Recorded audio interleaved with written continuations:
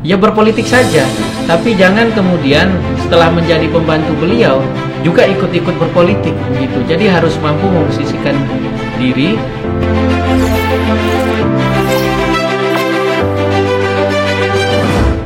Pak Daud Gerung, selamat datang di Ruang Podcast. Pak Daud Gerung ini dari dulu selalu bicara persoalan kebangsaan. Hari ini sudah hampir 2 tahun Indonesia ini dilanda pandemi. Kami lihat bahwa ini pandemi ya kita nggak tahu kapan selesai, tapi negara atau bangsa ini perlu menyiapkan diri agar ke depan setelah pandemi minimal bangsa ini bisa maju ke depan.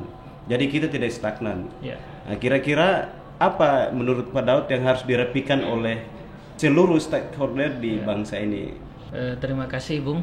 Siap. Bismillahirrahmanirrahim. Assalamualaikum warahmatullahi wabarakatuh. Salam sejahtera buat kita semua. Yang pertama saya ingin mengucapkan terima kasih telah diundang di podcast ini. Dan yang kedua, karena ini memang masih situasi pandemi ya, Bang, memang tidak hanya melanda negeri kita, tetapi juga memang terjadi secara global di belahan bumi manapun. Nah, yang pertama saya pikir di tengah situasi pandemi seperti ini memang perlu kesadaran kita bersama dalam konteks berbangsa dan bernegara. Nah, meskipun pandemi COVID-19 ini memang yang paling utama itu kan kita nanti akan bicara pada konteks darurat kesehatan atau ekonomi gitu, dan juga ekonomi. Tapi yang jauh lebih penting menurut saya, terlepas dari darurat kesehatan ataupun darurat ekonomi, juga ini juga berdampak pada darurat kebangsaan kita yang beberapa bulan terakhir bahkan sering dan terus-menerus terjadi terkait semangat kebangsaan yang dimiliki oleh teman-teman kita kaum milenial ya, kita sebut saja begitu, termasuk rekan-rekan mahasiswa. Karena memang sampai hari ini juga di beberapa kampus juga masih banyak yang melaksanakan atau melangsungkan perkuliahan melalui media online gitu. Nah, saya pikir kalau kita bicara semangat kebangsaan dalam konteks pandemi ini, tentu kita punya modal yang cukup luar biasa yang tidak dimiliki oleh bangsa lain. Yang pertama, tentu saya ingin mengingatkan sekali lagi kepada seluruh teman-teman dan seluruh rakyat Indonesia bahwa yang pertama-tama kita menjadi sebuah bangsa, baru kita menjadi sebuah negara. Nah, ini yang perlu kita tanamkan kembali. Kenapa lebih dulu kita menyadari atau membangun semangat kebangsaan, baru kita kemudian menyepakati kebersamaan kita dalam konteks bernegara. Itu merupakan wujud dari nilai-nilai kultural yang dimiliki oleh bangsa kita, yang itu tidak dimiliki oleh bangsa lain. Nah, kenapa demikian? Bayangkan saja, Bung, kita ini kan terdiri dari hampir begitu banyaknya suku bangsa yang kemudian tersadarkan dalam konteks negara atau Negara Kesatuan Republik Indonesia ini. Nah, bangsa-bangsa ini kan dulunya memang berdiri sendiri, yang kemudian oleh Bung Karno nanti disebut sebagai suku. Katakanlah misalkan dari Sabang ada orang Aceh, lalu kemudian terusnya sampai kemudian Papua. Dan ini sangat berbeda-beda sekali. Tapi kemudian kita memiliki kesadaran utuh untuk menyatakan diri dalam konsensus berbangsa, bangsa satu itu bangsa Indonesia. Nanti itu juga akan ditandai misalkan pada 1908 berdirinya Budi Utomo, lalu kemudian 1928 ada Sumpah Pemuda dan seterusnya itu. Nah, konteks pandemi hari ini kan ada beberapa kelompok masyarakat yang memang dari dulu sudah sering terjadi hal-hal seperti itu. Yang pertama misalkan ada yang ingin memisahkan diri dari Negara Kesatuan Republik Indonesia. Ada juga yang ingin membentuk satu konstitusi dalam konteks bernegara dengan mengubah konstitusi kita, Pancasila dan Undang-Undang Dasar. Lalu kemudian ada gerakan-gerakan atau kelompok-kelompok di pemuda misalkan atau di kaum milenial, katakanlah misalkan gerakan-gerakan hijrah misalkan begitu ya, dengan pemahaman keagamaan yang tidak mencerminkan kultur kita sebagai bangsa Indonesia. Nah, ini tugas kita bersama untuk saling mengingatkan dalam konteks kebersamaan itu.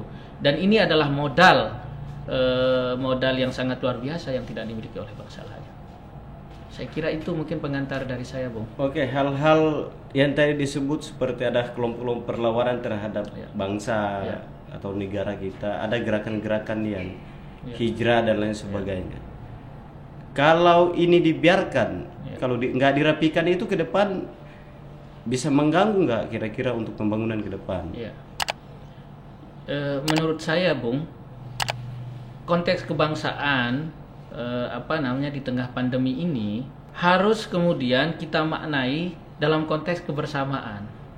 Nah, yang pertama misalkan bagaimana kemudian kita memaknai lagi konteks merawat tradisi yang telah diwariskan oleh para leluhur kita ataupun para founding fathers.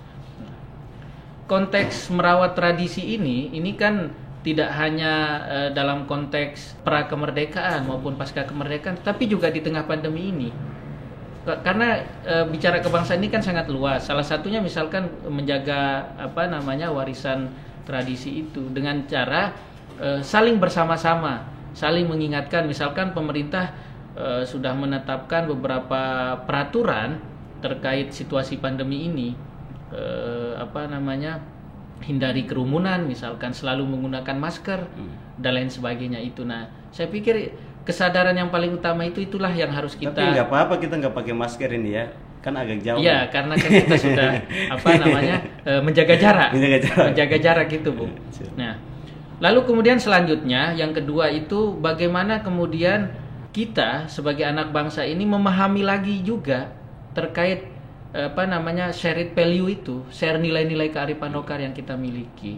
Jadi tidak bisa juga kemudian hari ini ya kita tidak mematuhi pemerintah, saya pikir begitu. Kita harus mematuhi protokol kesehatan itu. Tapi kan itu tadi mereka punya pikiran sendiri, mereka punya aturan sendiri, kelompok-kelompok tadi.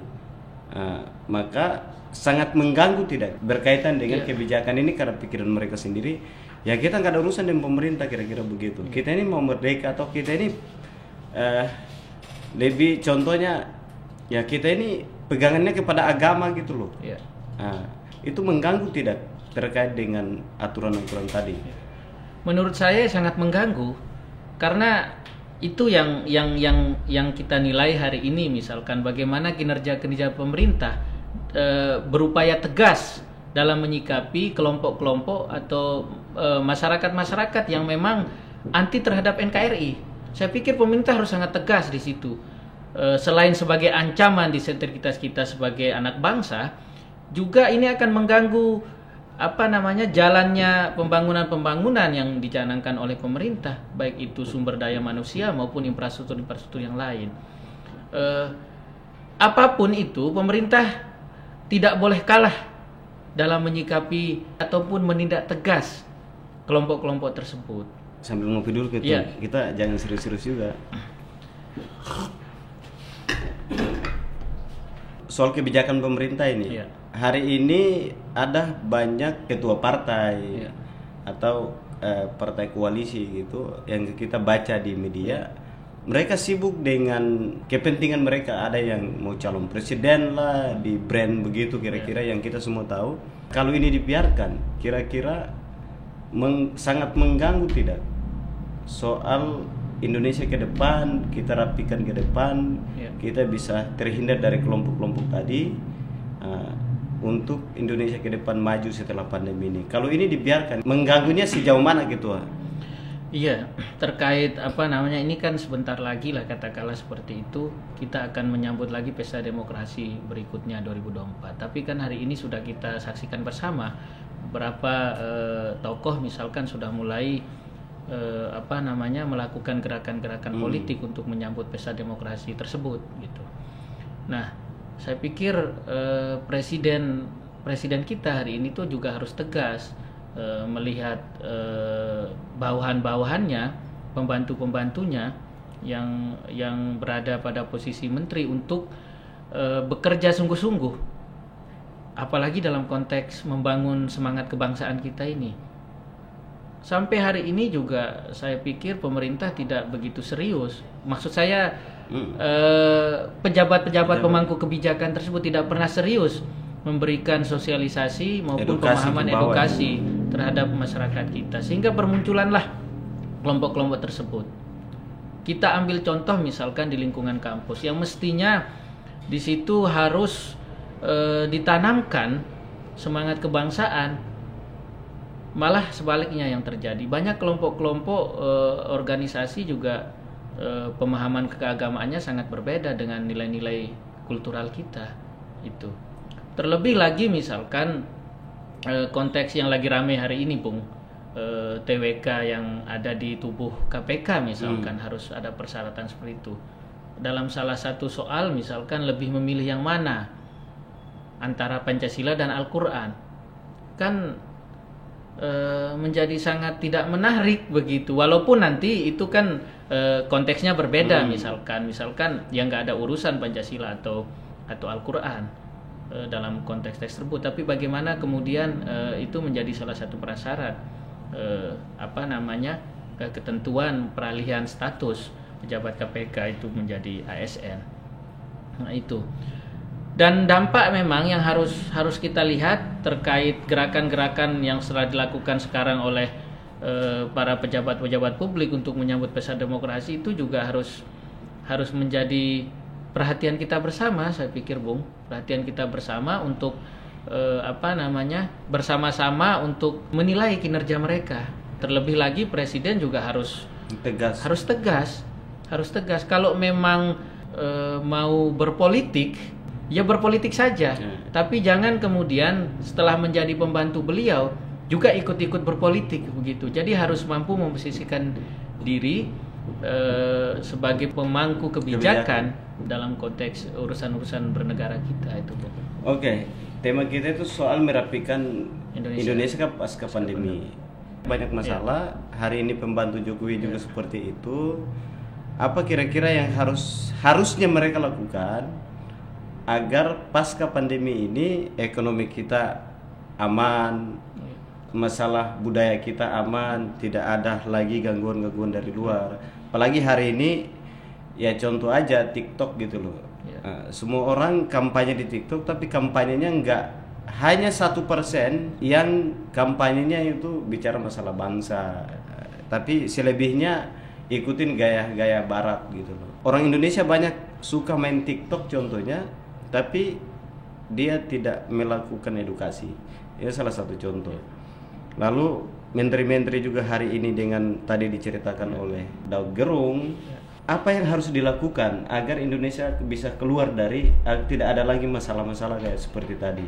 Apa yang harus dilakukan oleh terutama pemangku kebijakan. Dan yang kedua adalah teman-teman milenial atau kaum muda atau aktivis itu kira-kira tuh.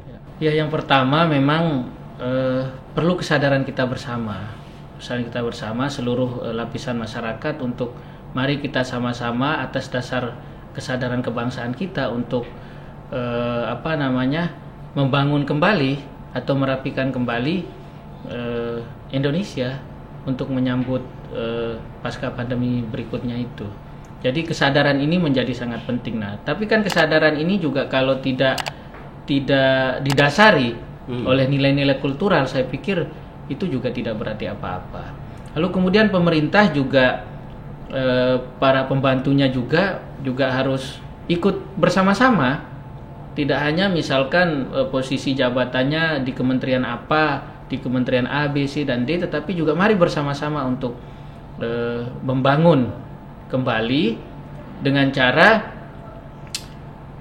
menanamkan nilai-nilai kebangsaan itu dalam konteks kebersamaan, saya pikir itulah modal yang luar biasa yang kita miliki, yang tidak dimiliki oleh bangsa lain. Karena saya khawatir kalau kita bicara misalkan merapikan Indonesia pasca pandemi, tidak diimbangi atau tidak dibarengi dengan semangat kultural yang kita miliki, maka ya bangsa kita, terutama teman-teman milenial, kehilangan ruh dan jati dirinya. Contoh misalkan hari ini kan beberapa tahun terakhir, mulai dari tahun 2019 awal-awal Covid dan sampai hari ini kan orang lebih banyak katakanlah tadi yang disebut Bung Rey, bermain TikTok misalkan, atau lebih banyak di media-media online daripada harus bertatap muka karena memang alasan prokes itu. Nah, ini kan menjadi ancaman menurut saya, menjadi ancaman kita kaum milenial ini dalam konteks kebangsaan itu. Sebagai modal dasar nilai-nilai kultural itu. Jadi tidak ada semangat kebangsaan karena tidak ada nilai-nilai kultural di situ. Yang diikuti hanya perkembangan zaman, apa yang lagi trending, ya itu saja yang harus diikuti. Prinsipnya sederhana. Kita boleh kemudian punya banyak followers, baik itu di TikTok, Instagram, Facebook, punya banyak teman dan lain sebagainya. Apakah itu mampu menjelaskan siapa kita, identitas kita? Itu tidak mungkin. Ya paling itu hanya sebatas prestis, sebatas gengsi saja. Lagi galau lah lagi ya, galau, atau lagi nggak punya uang, karena nggak kerja. Tapi itu kan tidak akan pernah mampu menjelaskan siapa kita. Belum tentu. Kita saling menyapa di Facebook, di IG, bahkan di TikTok punya banyak followers. Tapi begitu kita keluar dari jajet kita itu, belum tentu kenal kita. Nah, disitulah makanya pentingnya penanaman semangat kebangsaan itu, karena itu adalah modal utama yang kita miliki untuk tidak mengkhianati apa yang telah diwarisi oleh para leluhur kita, para pendiri bangsa kita. Jadi semangat merapik untuk ke depan bangsa ini bisa rapi, yang terpenting tadi itu persoalan kebersamaan tadi. Kebersamaan ya, karena memang hari ini tidak hanya terjadi di Indonesia, tetapi juga di belahan bumi manapun pandemi ini. Jadi kebersamaan untuk saling menjaga ya apa yang sudah ditetapkan oleh pemerintah kita. Oke, Tum. Siap. Jadi memang ini bukan masalah baru ya, masalah lama karena kita malas sebenarnya. Kita malas sebenarnya untuk mau menjalankan. Jadi memang soal merapikan semua ekonomi bisa baik, infrastruktur ke depan lebih bagus, atau pembangunan bangsa ke depan lebih bagus. Kuncinya memang persoalan kultur tadi ya. Betul, persoalan kultur. Kalau kultur kita atau semangat kebangsaan sebagai modal utama yang kita miliki itu tidak kita rawat bersama, maka ini akan berdampak pada kesemuanya, termasuk di situ ya perekonomian kita, darurat kesehatan misalkan, pembangunan infrastruktur dan lain sebagainya itu. Ya itu harus ditindak tegas para oknum-oknum yang ingin memisahkan diri dari negara kesatuan Republik Indonesia. Pesan pentingnya tuh kepada semuanya. Pesan penting saya ingin mengutip satu pesan dari salah satu pendiri Nahdlatul Ulama, almarhum Al-Maghfurullah Kiai Haji Wahab Hasbullah. Beliau mengatakan bahwa bersepakat untuk tidak sepakat, berbeda, tetapi kita tetap bersaudara. Jadi apapun rintangan yang kita hadapi sebagai anak bangsa, mari kita tetap sama-sama saling menjaga, sama-sama saling mengingatkan, dan sama-sama saling merasa memiliki di antara kita sebagai anak bangsa Indonesia. Saya pikir itu kunci Indonesia maju, Indonesia unggul tahun-tahun berikutnya. Oke, terima kasih Ketum Daud waktunya. Selain Ketum Daud, mungkin bisa teman-teman bisa ya datang ngomongin apa aja di ruang podcast. Ruang podcast ini memang yang kelola juga teman-teman muda, dan mari kita sampaikan pikiran-pikiran kita lewat ruang bicara ini. Siap.